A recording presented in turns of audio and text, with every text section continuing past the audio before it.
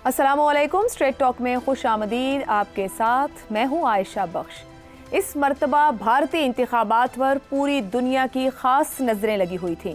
हिंदुत्व सियासत की अलंबरदार भारतीय जनता पार्टी मोदी के चेहरे के साथ 2014 के इंतखाबात में तब्दीली, एंटी करप्शन और माशी इशूज़ को बुनियाद बनाकर अक्सरियत हासिल करने में कामयाब रही। 2019 के इंतखाबात में पुलवामा इशू को नेशनल सिक्योरिटी का इशू बनाकर पहले से भी भारी अक्सरियत के साथ मोदी फिर वजीर आजम बन गए। दूसरे दौर में मोदी हुकूमत की तरफ से आर्टिकल 370 के खात्मे और शहरियत तरमीमी कानून जैसे इंतहाई मुतनाज़े मामलात सामने आए, जबकि मोदी के दूसरे दौर में ही इंतहाई मुतनाज़े ज़रई कवानीन भी सामने आए, जिन्हें किसानों के भरपूर एहतजाज के बाद वापस लिया गया। अब 2024 के इंतखाबात का नकारा बजा तो मोदी के हामी गोदी मीडिया ने मोदी के ईमा पर अब की बार 400 के पार का नारा बुलंद कर दिया। मोदी ने इंतखाबी मुहिम के दौरान खुलकर एंटी मुस्लिम कार्ड भी खेला, कांग्रेस के मंशूर को मुस्लिम लीग के मंशूर से तशबीह दी, भारतीय मुसलमानों के लिए ज्यादा बच्चे पैदा करने वाले घुसपैठियों की इस्तिलाह इस्तेमाल की गई। हिंदू वोटर्स में खौफ पैदा करने के लिए ये तक कहा गया कि कांग्रेस पार्टी उनकी जायदादें, हत्ता के औरतों के मंगलसूत्र भी छीन लेगी। मोदी ने इस साल जनवरी में अयोध्या में राम मंदिर के इफ्तिताह का भरपूर सियासी इस्तेमाल किया। हिंदू आबादी के जज्बात भड़काने के लिए यह कहा गया कि 500 साल से राम टेंट में थे, मोदी उनको मंदिर में वापस लाए हैं। मोदी ने अपने दौर में मीडिया के साथ साथ ईडी, इलेक्शन कमीशन और आला अदलिया के जजेस को भी अपने साथ मिलाकर मुखालिफिन के खिलाफ इस्तेमाल किया। लोकसभा में 100 से जायद मुखालिफ अरकान को असेंबली से बाहर का रास्ता दिखाया। दिल्ली के वजीर आला अरविंद केजरीवाल को गिरफ्तार करवाया। एनसीपी और शिवसेना, उद्धव ठाकरे जैसे मुखालिफ पार्टियों को उनके सियासी निशान से भी महरूम किया। और फिर इंतखाबी नताइज से 2 दिन पहले एग्जिट पोल्स जारी करवाए, जिनमें बीजेपी यानी एनडीए को 543 में से 370 से लेकर 400 तक की नशस्तें दे दी गई। मगर जब 4 जून को नतीजा आया तो मोदी की बीजेपी 272 के मैजिक फिगर तक पहुंचने में भी नाकाम रही। उत्तर प्रदेश जैसी रियासत जो हिंदुत्व सियासत में बीजेपी का अहम गढ़ रही है, उस रियासत की 80 सीटों में अक्सरियत हासिल करने में नाकाम रही। यूपी में राम मंदिर अयोध्या की फैजाबाद नशिस्त में भी बीजेपी को शिकस्त का सामना करना पड़ा।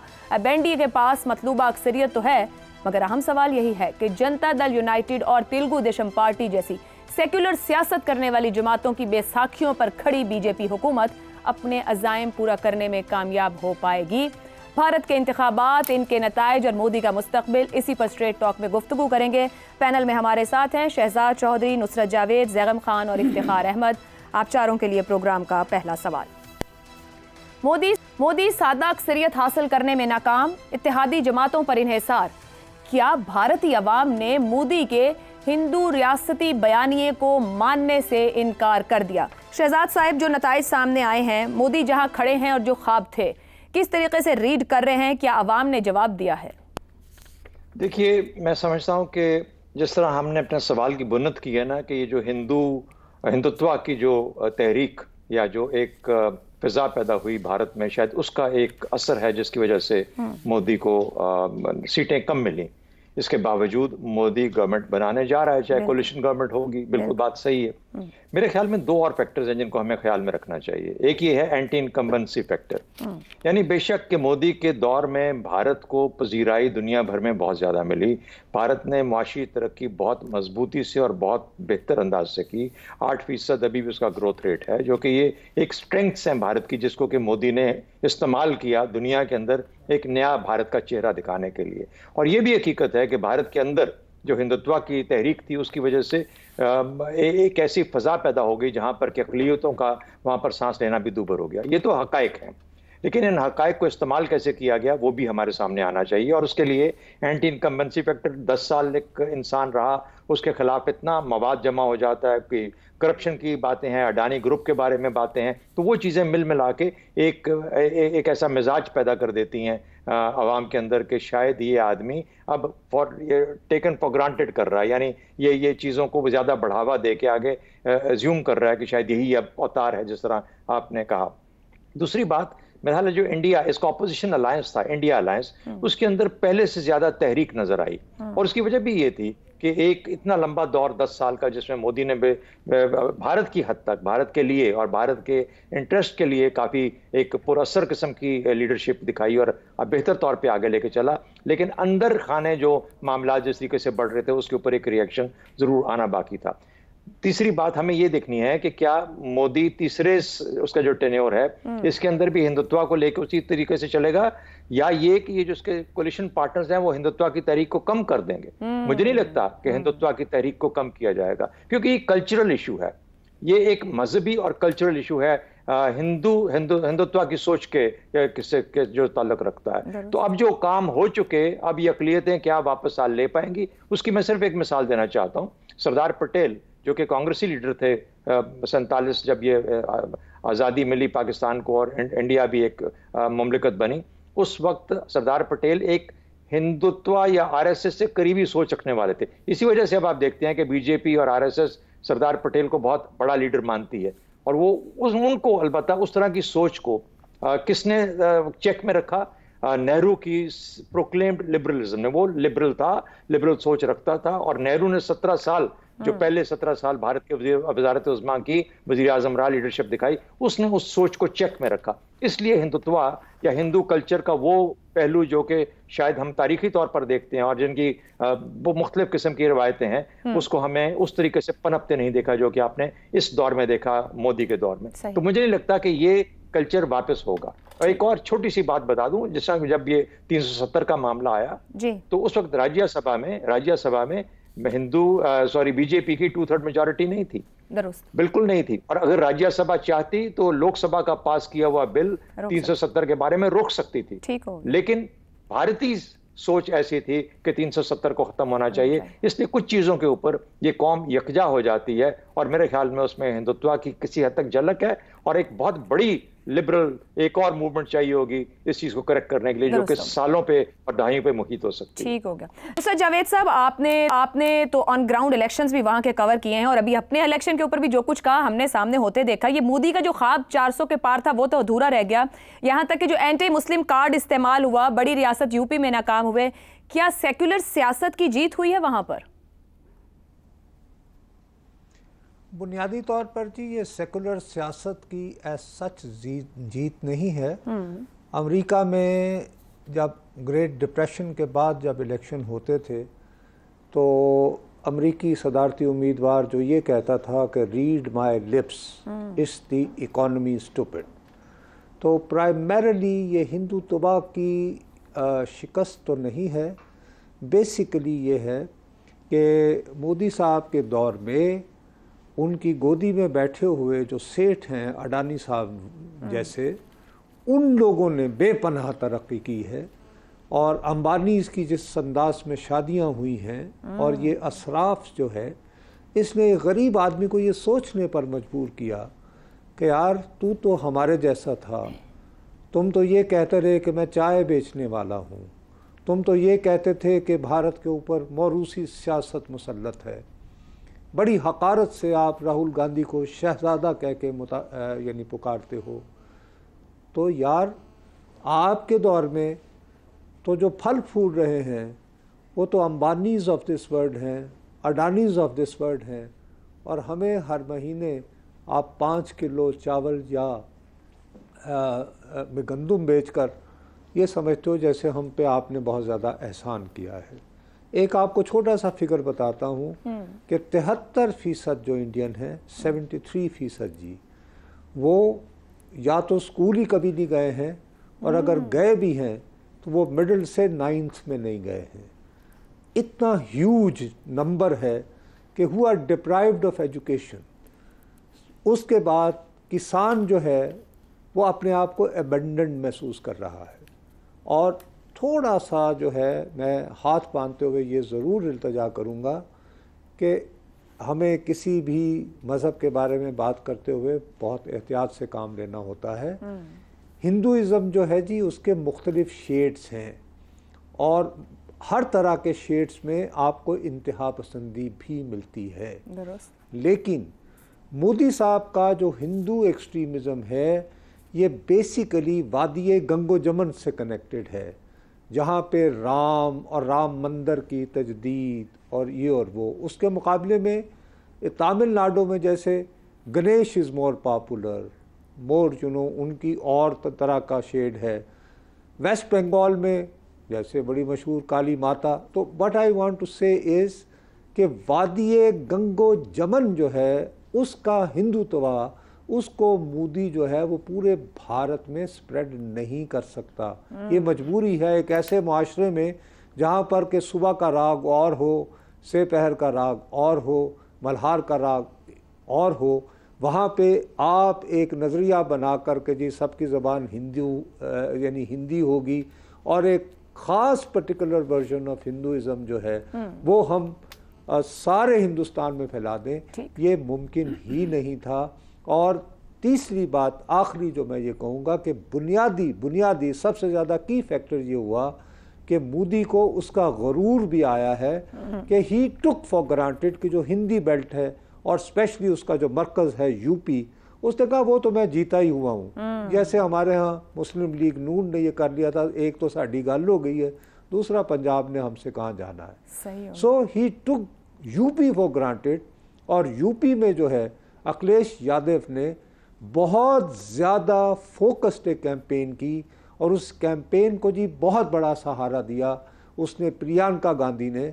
और प्रियंका गांधी जो है वो बिल्कुल घरेलू औरतों की तरह आम कपड़े पहनकर लोगों में कॉर्नर मीटिंग्स वो करती रही है। और उसने और अखिलेश यादव के जो कोऑर्डिनेशन जो है उसने बेसिकली यूपी इनसे छीना है और इसको कोई गोदी मीडिया का बंदा देख ना पाया। सिर्फ एक बंदा था योगेंद्र यादव जो बुनियादी तौर पर एक सोशल साइंटिस्ट है, उसने दिल्ली छोड़कर यूपी का ट्रिप लगाया। तो जब मैंने उससे सुना था कि बीजेपी जो है वो फैज़ाबाद की सीट यानी जहाँ पे अयोध्या है और जहाँ पे राम मंदिर बनाया गया है वो भी हार रही है, तो आप यकीन माने मैंने समझा कि ये आदमी बावला हो गया है। अच्छा। और आज भारत का तमाम तर जो मेन स्ट्रीम मीडिया है वो उससे 5 या 10 मिनट लेने को बेताब है Yogendra Yadav. I wish that there would have been other people जिन्होंने ये एंटिसिपेट जिसको ये रीड किया होता।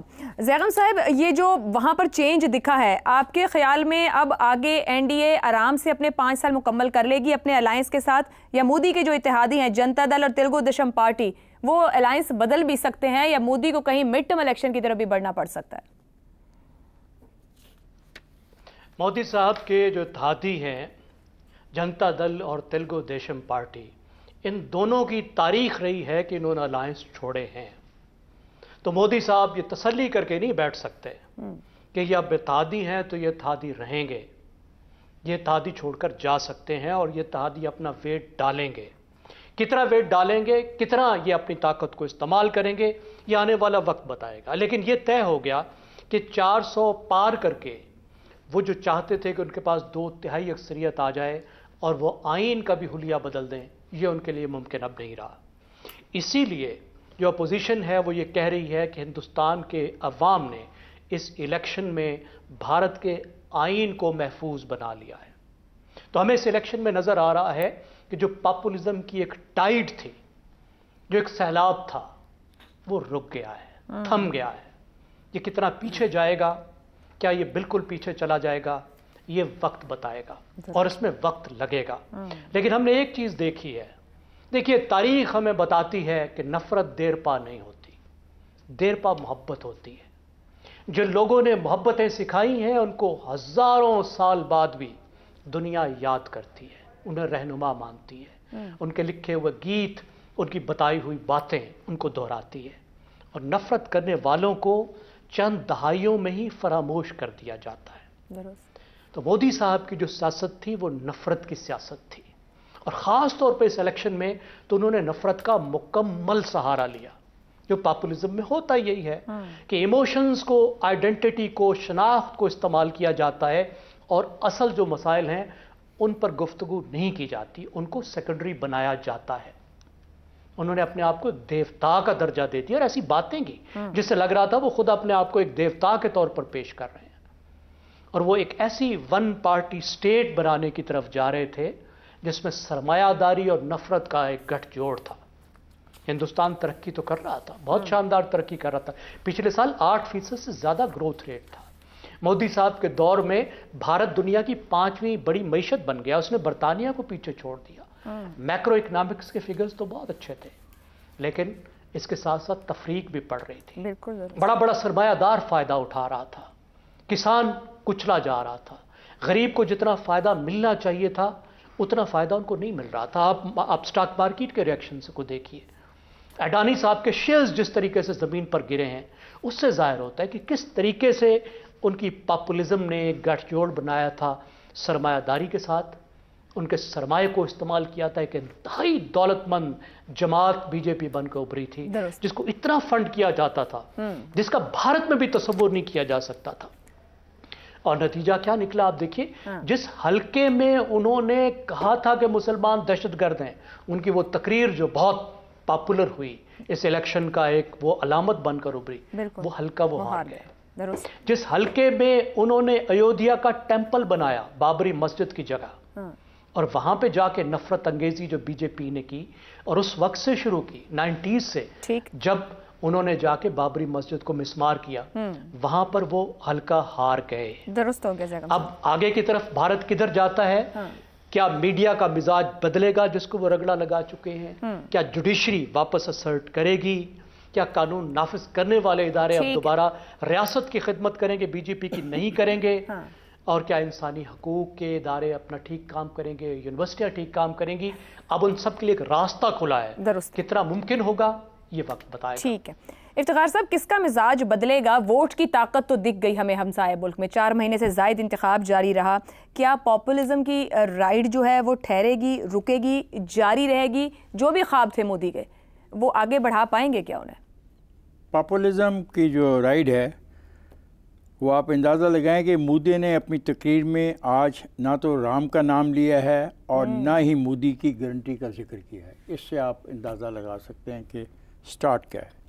देखें 7 मरहलों में ये इंतखाबी अमल होता है, ये एक दिन का नहीं होता जिस तरह हम रात को शोर मचाना शुरू कर देते हैं और अगले दिन तक सबको फारग कर देते हैं। बीजेपी को जो सबसे बड़ा धक्का लगा, जैसे मेरे दोस्त ने कहा, वो उसको लगा यूपी में और राजस्थान में, जिसको वो सोच भी नहीं सकते थे। बात आइन की हुई, आइन के तहफ़्फ़ुज़ की हुई, और मैं ये आपको फ़िक्र दोबारा दोहराना चाहता हूँ। अगरचे मेरे दोस्त ने कहा, राहुल गांधी का कहना था मुल्क के गरीबों ने भारतीय आइन का भरपूर दिफा किया। उन्होंने कहा कि ये इलेक्शन मोदी की इखलाकी और सियासी शिकस्त है। ये बड़ी अहम बात है कि इंतखाब में आइन की कामयाबी की बात करना, आइन के दिफा की बात करना, ये है वो बुनियादी चीज़ जो एक पार्लियामेंट्री डेमोक्रेटिक सिस्टम में होती है। अगर आइन की हम तहफ़्फ़ुज़ नहीं कर सकते, फिर कोई चीज़ का तहफ़्फ़ुज़ भी नहीं होगा। क्या हुआ आज वो खरबपति लुट गए या नहीं लुट गए? रो रहे हैं नहीं रो रहे? जो ये हज़ारों लोग, लाखों लोग बैठे थे कंप्यूटरों पे बैठ के और सपोर्ट कर रहे थे 400 से आगे, 400 से आगे। ये 400 से आगे जाने का नारा आया क्यों था? 400 से आगे जाने का नारा आया इंदिरा गांधी की वजह से।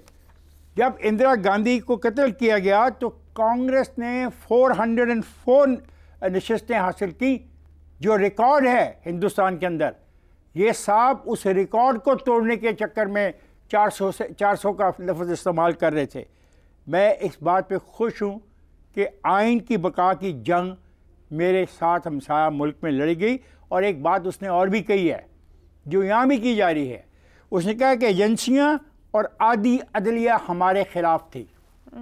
उसने भरपूर तौर पे कहा है, और ये क्रेडिट जाता है प्रियंका को और उनकी फैमिली को और इस राहुल को।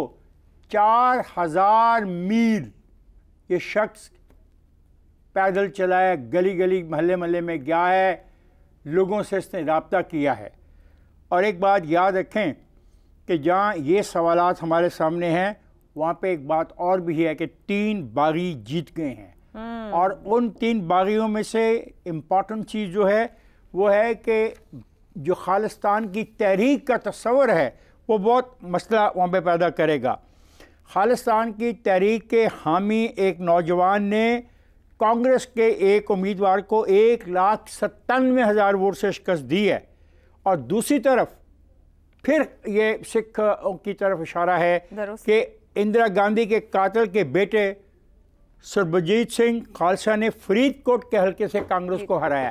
एक तरफ तो ये एक नई डेवलपमेंट वहाँ पे हिंदुस्तान में हो रही है। हाँ। एक खास इलाके में कश्मीर के अंदर महबूबा मुफ्ती हार गई है, अब्दुल्ला हार गया, और अब्दुल्ला किससे हारा है? उस आदमी से हारा है जिस पे रियासत ने इल्ज़ाम लगाया था कि ये आदमी जो है ये दहशतगर्द है। ये बात बड़ी इंपॉर्टेंट है, और ख़ास तौर पे वो खातून जिसने तीर चला के ऐलान किया था कि हम सुपीरियर हैं, उसको शिकस्त जो हुई है वो एक रिकॉर्ड शिकस्त है कि वहाँ पे ऑल इंडिया मुस्लिम इत्तेहाद वल मुस्लिमीन के असदुद्दीन अवैसी ने हराया। तो सो जो मैसेज आया है ये मिला जुला है, मिला जुला पैगाम है, इसको ऐसे नहीं कहा जा सकता। लेकिन एक बात है कि जो हिंदुत्व थी, जो लोगों को लिंच करने का कॉन्सेप्ट आ रहा था, उसको लोगों को उठा के जिबा करने का कॉन्सेप्ट आ रहा था। हाँ। और हर जगह ये पीला रंग ही नजर आ रहा था। मेरा ख्याल है वक्त के साथ साथ इसमें कोई बेहतरी आएगी। और एक मिनट, एक सेकंड, दो हमारे कोई दोस्त भी जीत गए, उनका भी तज़किरा कर ही दो। अभी वापस आ रहे हैं। शत्रुघ्न सिन्हा जीत गया। अच्छा। राज बब्बर जीत गया, हेमा मालिनी जीत गई, इनका भी तो बात करो। और वापस आ रहे हैं आप, कीजिए। वो जो ईरानी थी, ईरानी, वो हारी किसे?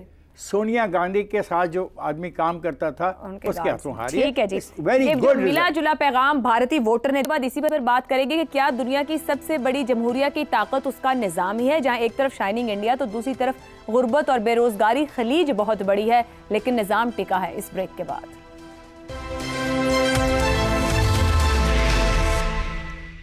भारत का इंतखाब और वहाँ का निज़ाम सवाल रखेंगे पैनल के लिए। बरे-सग़ीर के ममालिक के लिए मिसाल पाकिस्तान, बांग्लादेश में जमहूरियत की तस्वीर सबके सामने। औतार करार दिए जाने वाला मोदी मतलूबा अक्सरियत भी हासिल न कर सका। क्या जमहूरी निज़ाम ही भारत की सबसे बड़ी ताकत है?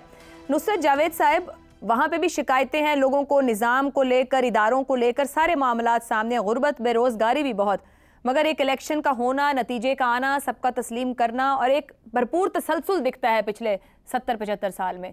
क्या यही उनकी सबसे बड़ी ताकत है? यकीनन जी, इसके अलावा और रास्ता क्या है? एक्सक्यूज़ मी, आप मुझे इंडिया ही की तरह का, देखिए मैं ख़ुद उस वक्त भारत में मौजूद था बतौर सहाफ़ी के, मैं अपनी एक असाइनमेंट पे गया हुआ था, जब भारत को अपने रिजर्व्स में से सोना निकाल कर जी गिरवी रखना पड़ा था, बैन अल-अक़वामी इदारों के सोना निकलवा कर जी। दैन के मनमोहन सिंह, वो तमाम तर पॉलिसियाँ, ऐसे बहुत सारे हमारे यहाँ भी, जैसे मिसाल के तौर पर डॉक्टर महबूबुल हक, शौकत अजीज़ और मोइन कुरैशी जैसे नाबके आते रहे हैं। क्यों नहीं इकॉनमी टर्न अराउंड हुई? चलें, हम पाकिस्तान का जिक्र नहीं करते, किसी और तीसरी दुनिया के मुल्क का जिक्र कर लीजिए कि जिसने टर्न अराउंड किया हो अंडर डिक्टेटरशिप। जिस मुल्क ने भी टर्न अराउंड किया है पाकिस्तान जैसे मुल्कों ने, उन्होंने जमहूरी निज़ाम के तहत ही किया है। इसके अलावा जी और कोई रास्ता है नहीं। अगर होता तो इस वक्त अफ्रीका का हर मुल्क जो है दुनिया के अमीन तरीन मुल्कों में होता है, जहाँ पर के बहुत तरह की मादनियात हैं। और ये है, एक बात तो ये है कि मेरा नहीं ख्याल। तीसरी लेकिन एक बात मैं ज़रूर करना चाहूँगा, वो शायद एकेडमिकली हमें सोचना चाहिए उसके बारे में, लेकिन ज़रा लाइटर नोट पे मैं ये कहूँगा कि वो सुपरस्टिशियस माइंड, मैं तो खैर आम तौर पर उससे परहेज़ करता हूँ, वो मनहूस और ये वो बात होती है। आखिरी मरतबा किसी वज़ीर आज़म को जब तीसरी टर्म मिली थी तो उनका नाम था पंडित जवाहरलाल नेहरू, 1962 में जी। और उनका वो दौर जो है सबसे कड़ा था कि एक पहले उनकी चीन से लड़ाई हुई जिसमें उन्हें बदतरीन शिकस्त हुई। उस बदतरीन शिकस्त से ख़ाइफ होकर उन्होंने पाकिस्तान के साथ अपना मसाइल हल करने के लिए शेख अब्दुल्ला को एलची बनाकर यहाँ भेजा, और वो यहाँ पर थे तो उनका देहांत हो गया था। तो मेरा ख़्याल है कि मोदी साहब को भी ज़रा किसी ज्योतिषी से मशवरा करके 30वीं मरतबा हल्फ उठाने से पहले इस तारीख को याद करना। आप ये कह रहे हैं कि उनके लिए मुनासिब है कि वो सोचें इससे पहले कि वजारत उज़्मा की तरफ इत्तेहादियों को शामिल करें। प्योरली मैं ज्योतिष के हवाले से साद और नाज की बात कर रहा हूँ। वो वैसे सोच रहे होंगे वहाँ, तो इस पर बिलीव भी काफ़ी है। शहजाद साहब, क्या यही ताकत है भारत की सबसे बड़ी, या और भी मामलात हैं जो स्ट्रेंथन अप करते हैं दुनिया की बड़ी जमहूरिया को? मेरा ख्याल है कि बिल्कुल इसमें कोई शक नहीं कि जमहूरियत एक बहुत बड़ा, जिसे कहते हैं कि फ्लैगशिप है उनका, जिसको कि वो दुनिया भर में लेके जाते भी हैं। दुनिया की सबसे बड़ी जमहूरियत है। साथ ही मईशत अब इतनी मजबूत हो चुकी है कि वो साथ मिलती है इन दोनों चीज़ों के, तो उसका इंडिया का जो इमेज जाता है दुनिया में वो बहुत मुख्तलिफ और बहुत, जो पहले कुछ सालों से दहाइयों के मुकाबले में बहुत बेहतर और बहुत बहुत मजबूत इमेज आ। ये दोनों चीज़ें मिलकर मजबूती क्रिएट करती हैं। हमें सबक क्या सीखना है इन इलेक्शन से, क्योंकि वो आपका बुनियादी सवाल है। EVM मशीनें, इलेक्ट्रॉनिक वोटिंग मशीनें गाली नहीं है। रियासती इंतखाबात और कौमी इंतखाबात अगर मुख्तलिफ औकात में हो रहे हों तो उसमें कोई बुराई नहीं है, ये कोई गुनाह नहीं है, जमहूरियत की नफी नहीं है। तीसरी, अवाम का वोट जो होता है वही एक फाइनल आवाज़ होती है हर चीज़ की, वही फैसला करती है कि पॉपुलिज्म है या ये कि एंटी पॉपुलिज्म है, या उनके लिए किस किस्म की हुकूमत चाहिए। चौथी, जो मिड टर्म इंतखाबात, चौथे, या अगर तारीख देखें आप भारत की, तो ऐसे भी मौके आए जब 1.5 साल के अंदर 4 हुकूमतें निकली हुकूमत के अंदर से, यानी 4 हुकूमतें बदली 1.5 साल 2 साल के अरसे के अंदर। तो इस तरह भी हुआ। इस तरह की 6-7 हुकूमतें ऐसी मिलेंगी, ऐसे 2-3 ऐसे वक्फे मिलेंगे जहाँ पर इस तरह की चीज़ हुई। तो अगर उसमें बार बार इंतखाबात हुए, और अगर बार बार इंतखाबात होते हैं तो जमहूरियत उससे मजबूत होती है, उससे कमज़ोर नहीं होती। तो मेरा ख्याल है कि पाकिस्तान अगर जमहूरियत में बिलीव करता है, और हम लोग जमहूरियत में बिलीव करने वाले लोग होने चाहिए, तो फिर हमें इन तमाम चीज़ों को ओपन रख के अपनी जमहूरियत को आगे पनपने देना चाहिए। ये जो डिज़ाइंड और फैशन्ड जमहूरियत होती है, इससे हमें बचने के लिए अपनी जमहूरियत को खुल के खेलने का मौका देना चाहिए। ठीक हो गया जी, डिज़ाइन जमहूरियत से बचने की जरूरत है। एक ब्रेक लेते हैं, ब्रेक के बाद इफ्तिखार साहब और ज़ैगम साहब की राय आपके सामने रखें।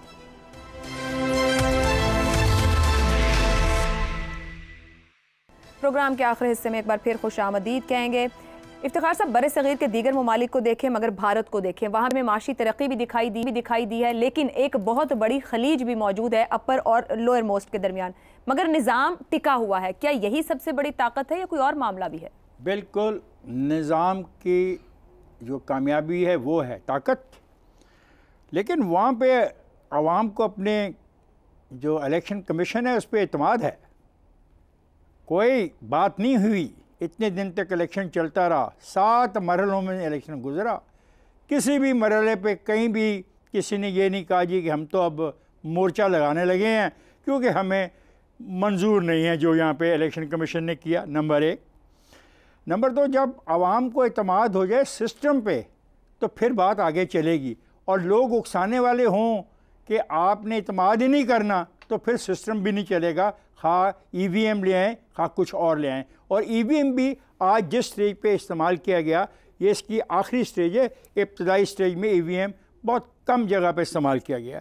एक बात और मैं जो कहूँगा, ये अभी मेरा दोस्त नुसरत कह रहा था, लेकिन नुसरत उसने फिर इसको एक बड़ा मंगल डिक्लेयर कर दिया। ये बड़ा मंगल जो है ये एक ख़ास टिपिकल होता है, लफ्ज़ होता है वो जो इस्तेमाल करते हैं, इसको हमें देखना पड़ेगा।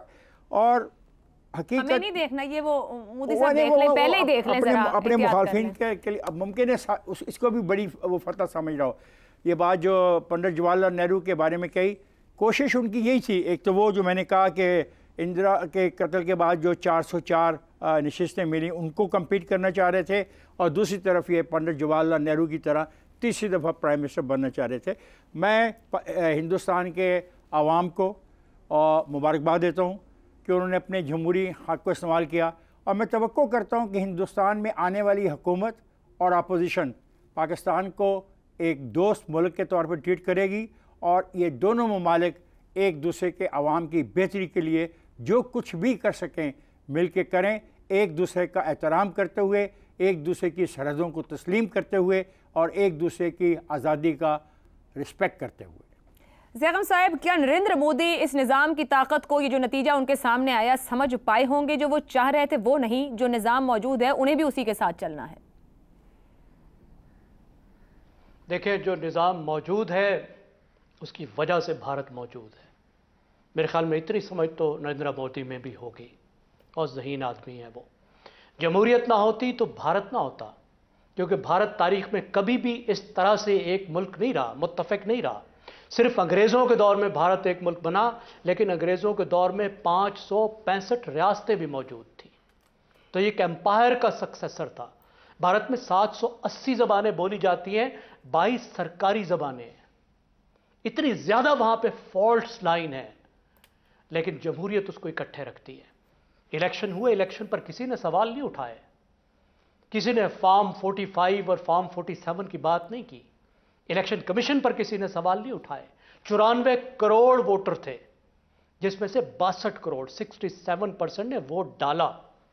10 लाख वहां पे पोलिंग स्टेशन थे और 20 लाख ईवीएम मशीन्स थी। तो ये भारत का इलेक्शन का निज़ाम है और जमहूरियत का निज़ाम है, जो इतने मुतनव्वे मुल्क को इकट्ठे रखा हुआ है, जो उस डाइवर्सिटी को मैनेज कर रहा है। और पाकिस्तान में भी अगर 1958 को शबखून ना मारा गया होता जमहूरियत पर, जो सिकंदर मिर्जा और अयूब खान ने मिलकर मारा था और आइन को अंडरमाइन कर दिया गया था, तो पाकिस्तान भी टूटा ना होता। और जितनी टूटी फूटी जमहूरियत रही है, उसने पाकिस्तान को आइन दिया, और पाकिस्तान को आइन ना दिया होता तो शायद जो बाकी पाकिस्तान है वो भी इकट्ठा ना रहता। पाकिस्तान जो आज एक मजबूत फेडरेशन बनकर उभरा है, एक तगड़ी और अच्छी फेडरेशन, और जिस तरह से एक तवाना मुल्क बनकर उभरा है, कम से कम जमहूरी लिहाज से, आपस में ताल्लुक़ के लिहाज से उसमें जमहूरियत का बहुत बड़ा दखल है। मेरा ख्याल है हमें अब भी सोचना चाहिए कि भारत से हम जमहूरियत में आगे कैसे निकलें। पिछले 10 साल में भारत इंसानी हकूक़ में बहुत पीछे चला गया है, आज़ादियों में बहुत पीछे चला गया है। इस वक्त अच्छा वक्त है कि हम भारत को इंसानी हकूक़ में, आज़ादियों में पीछे छोड़ें, जमहूरी हकूक़ में पीछे छोड़ें, और हम कहें कि देखो हम जमहूरियत में तुमसे आगे हैं। दुरुस्त हो गया। तो पैनल की गुफ्तगू को समेटते हुए, ये सियासत में यह कहा जाए कि भारत का जो सियासी, माशरती और माशी निज़ाम है, वहाँ अनगिनत फॉल्ट लाइन्स हैं, मगर ये उनका जमहूरी और इंतखाबी निज़ाम है, और यही सबसे बड़ी ताकत है जिसने सबको जोड़ रखा है। आज के प्रोग्राम से इतना ही, इजाज़त दीजिए। अल्लाह हाफ़िज़।